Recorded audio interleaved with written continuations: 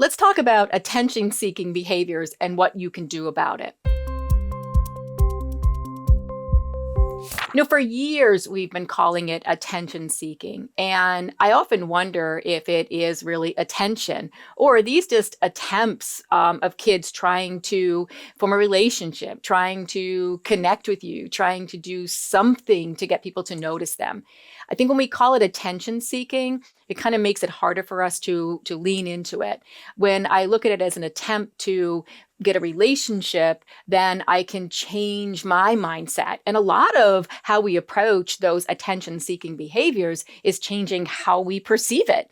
So if I can just change my perception and say, man, this kid is really like all over the place. Perhaps they go home and everybody's got their head in a screen. Nobody talks to them. No one reads them a story at night. We know that some kids really have to compete to get adult attention. And so they're going to seek it anywhere they possibly can.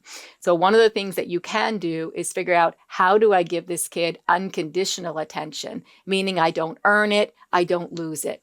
It doesn't mean you have to give up all of your day. It just means, hey, on a regular basis, take that kid aside once in a while and say, hey, how's your dog today? Or, hey, have you gotten any points on your game? Anything we can do to give them little kind of bits of attention here and there so that they can learn that they don't have to disrupt to get attention. Thanks for watching. Please hit like, subscribe, and leave a comment.